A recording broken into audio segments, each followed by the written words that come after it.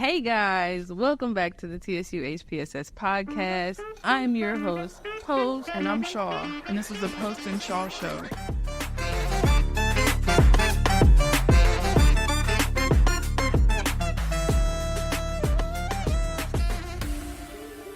Welcome back to the HPSS podcast. We're back here with Mikki Brown from US Bank. So she's going to be discussing financial literacy here at the event, and we're just going to ask her a couple questions. Hello, Mikki Brown. How you doing? Hello, ladies. Thank you for having me. Of course, we're happy to have you back. So our first question is, if a student athlete could take away one piece of information today about financial literacy, what would it be?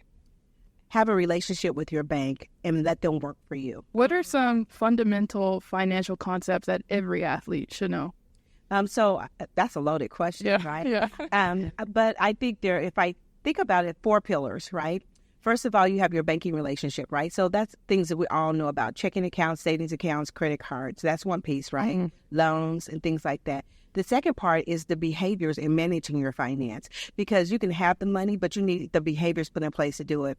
The third part is don't think temporal, don't think today. But when you're managing your finances, you have to think down the road. Think lifetime. What can I do? Think about building financial wealth and legacy wealth, right? Because when you grow up, you're going to have kids and a family. You want to be able to pass that on. So I think those are the 3 pillars. And then the fourth thing, I think, is think about community involvement.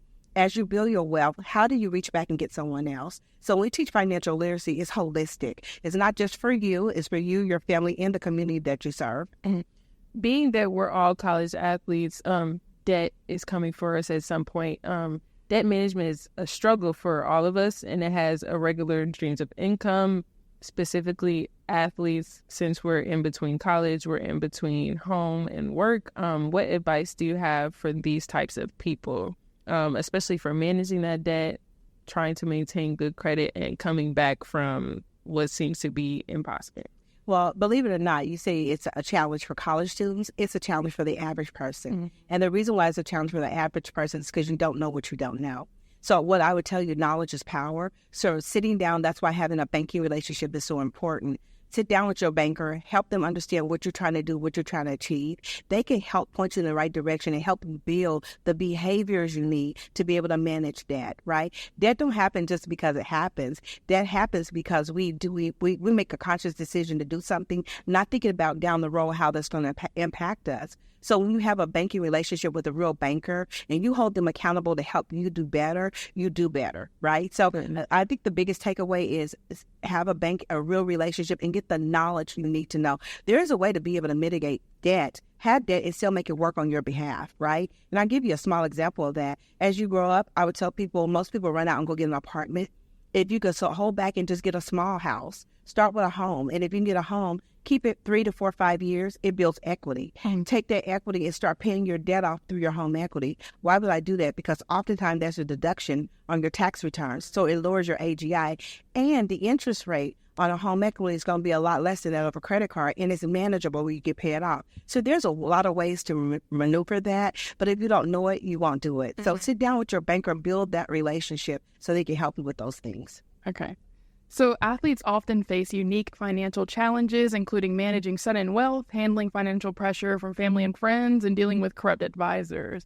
So how do you, how could you navigate those pitfalls? That is why we are here today, mm-hmm. right? This is a prime example, or your question is a prime example of why we're here today. We have to look at the person holistically, right? Not as a one-legged pony, mm-hmm. right? So when I look at a person, you have the financial part, you have the mental part, then you have just the regular pressures of what I call your life journey, mm-hmm. right? You have to learn how to manage that. Knowledge is power. Here again, I'm confronted with things, but if I'm confronted with something, no one's ever told me how to navigate through it. I stumble through it, I hurt myself. Mm-hmm. But if we're going to have problems, and you're going to have challenges. But if someone has told you kind of how to do it, that there's no fear there, because I was kind of expecting it and I know that mm-hmm. it's coming. I might not be perfect at it, but it's easier for me to manage something that I know could potentially affect me than for something to come at me I have no clue what to do. Mm-hmm. So that knowledge piece, go to as many summits and events. Anybody that's offering anything for financial literacy that's free, go to it. Now, not all the information is going to be good, but take what you can get and continue to gather more and more. The more knowledge you have, the better you'll be at managing your finances. And just to bounce off of that, have you ever had an athlete come to you, or you talk to athletes, right, about this?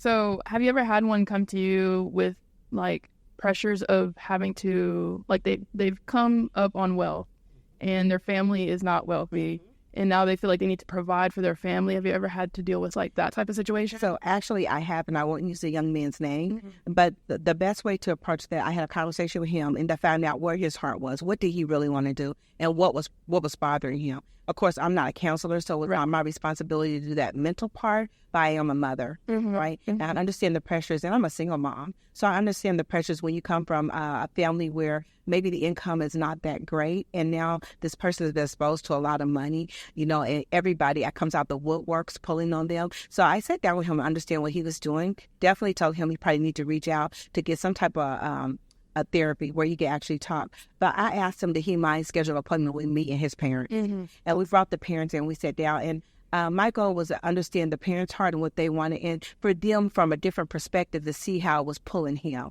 And in our conversation, we were able to do that, and we came up with a solution as to what he felt like he wanted to do and what they felt like they needed. And then I think the whole family went to therapy, but I know he went to therapy. So that's the reason why we're doing this, because here he is in the hunt, already playing for a professional team, almost don't want to play because of the stress that was putting on him. And he was making a good penny. Yeah. So that's why we want the parents to come out today to hear how that affects your kid. Because oftentimes we figure, oh my God, this is going to make my life so much better. But is it making your kid's life better? So really looking holistically at the people. Right. Are there any financial literacy programs or classes that you have targeted towards athletes that you could recommend, being that you spoke about having meetings with parents and athletes? Certainly. And one of the things U.S. Bank pride ourselves in doing is making sure we give back to the community. So if you go out to our website, there are tons of financial literacy classes that we teach. But here again, this is the reason why I say, and we're talking about that today, is that you need a relationship with your banker. When you walk into that branch, you will only be a number if you don't build a relationship. But build a relationship with your banker. They're holding your money, right? Have an expectation for your banker. And as you do that, your banker will be able to tell you what financial classes we have available. We do one-on-ones with our clients. If you want to sit down with us, that's what we're there for. We'll schedule an appointment with you. We'll go over all your finances with you, and then we'll take you to our financial literacy, and we'll walk through things with you.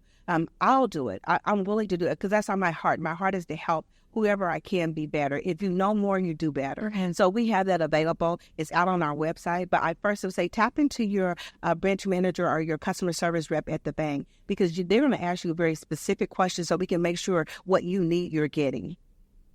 Good. Also, being that we're young, that doesn't make us like we shouldn't know anything. But what are some of the most common misconceptions about credit scores that athletes and young people alike should be aware of? If I mess up my credit, I can fix it. You can, but it takes a long time to resolve that. The second part is I don't think people understand that credit don't only just affect you getting a loan. Right. Your credit will affect your car insurance and how much you pay for it. Your credit score will affect whether you have to put a deposit down on a light bill or not when you get your home, or whether you get it for your water bill. Your credit will affect if you go to get insurance, right? Even personal life insurance. Credit now affects a lot of things. So we hear the word personal branding. Your credit score personally brands you. It talks about your behaviors, right? That defines the person that you are. So there's a lot to credit that I think we take for granted. And when we're in college, we get those credit cards. Oh, I'll pay it late. As long as they get paid, that's all that matters. No. If I loan money to you and you tell me you're going to give it back to me in 30 days, you don't understand what I need the money for. So if you say you're going to give it to me in 30 days, you need to pay it back in 30 days. That's still applicable to a company that you borrow money from, a credit card. So credit, you can fix it. But the depth of how it impacts you for how long is can be tedious. And I have a question for me. Okay. Because I don't know much about like financial literacy or anything like that. I mean, you're going to connect. We've already talked about it. Okay. So I've heard that you don't need credit if you pay in cash. And I don't know like how, like, okay, I've heard that before too. I feel like I heard that from like Dave Ramsey or something. Like, how do you feel about Dave Ramsey and like the advice that he gives? I really don't have an opinion on Dave Ramsey and what he does. I think you have to understand where you are financially and then use the different knowledge and resources are out there to help you. So you know what you want to achieve. And, you're going to get financial literacy from a lot of different people. Like I said earlier, you have to abstract from that what you think works for you and make it work for you. Now, you say pay things with cash. If you have the cash to pay for it, fine. But would you think about this? You go to buy a home, an average home here in Nashville right now is about $450,000. So you can answer that question. Pay with cash? Yeah. Well, we're far from that. So I'm not that far. Some people will say, well, do you put your McDonald's on a credit card? Well, it depends. What are your financial goals? So if you are putting McDonald's on your credit card and you're doing it because your credit card pays you 5 times, you get $5 for every dollar you spend, and you pay it off every at the end of the month, it might make sense. Yeah. Because if you're using those points to go for traveling, you just created money for yourself, right? Because you were going to spend it anyway. Yeah. So I didn't use my cash, I used my credit card because my credit card gave me 3 times the points. So now when I get ready to go on vacation, I've got $15 that I wouldn't have had I bought my McDonald's, right? So it just depends on what are your financial goals. And for you to be smart about how you do, have that wisdom, have that knowledge to understand why you're doing what you're doing and what is going to be the benefit of the value to you. Like, I've always been, like, scared to get a credit card because I don't want to spend, like, money I don't have. Like, so I just have a debit, and then I just go with that because I feel like I've always been told, like, credit cards are, like, bad. You know what I mean? For, like, young people, maybe. So, first of all, you said you were afraid. So fear comes about when we're not knowledgeable. We don't know. We're afraid. So, as you said, me and you, I'll sit down and talk about get you unafraid of that part. The other part of it is discipline. Everything we do, we have to have a level of discipline. So when you're using a credit card, discipline is going to be key for that, right? It's the same thing with your debit card. You can use your debit card and get in trouble. Yeah. Because if you're not recording the transactions you make, and your debit card is taking money out of your account, if you spend more than you have in there, you're in trouble. Yeah. So it's the same thing. That's still a discipline, right? When I'm using my debit card, I still have to be cognizant of how much I'm spending. I need to record that, know what I have. The same thing happens with a credit card. How much did I spend? I know how much money I bring in and how much I can afford to pay off. So I don't want to spend over that. So that to me is a big discipline piece. One of our last questions is, what kind of credit card would you recommend for like a young person or an athlete? Or even, I know, for example, my dad tries to make me a cosigner on a credit card, which is smart. But it's also, if I wanted to do it myself, what would you recommend?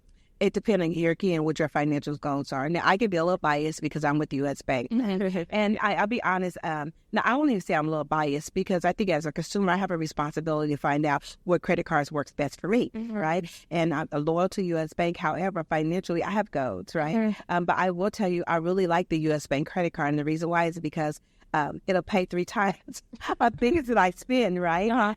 So for a young person, we have a credit card that's geared towards our college students, right? So I would encourage everyone to go out there, look at the credit cards. I mean, the internet now provides you with access to everything. So I would go out there, definitely take a look at the U.S. Bank credit card, and you have me. So if you get the U.S. Bank credit card, you have a resource that becomes me, right? But go out there and look at all the credit cards, put them side by side, and then identify how you're going to determine which one works best for you is whatever your financial goal is. If it's travel and you want one that gives you more travel, then that's what you're going to do. If you have one that's like, I want to rake up to need points so I can buy, spend the money, then U.S. Bank might be the right one for you. Or it just depends on what your goal is. But like I said, get wisdom, get understanding, get that knowledge piece, compare it, and know what are your financial goals. And that should determine it for you.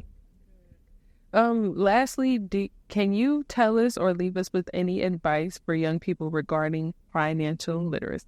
Yes, ma'am. And all you're getting, get an understanding. If you don't understand it, ask the questions. Financial literacy is important because it's not something that you get today and you drop it off tomorrow.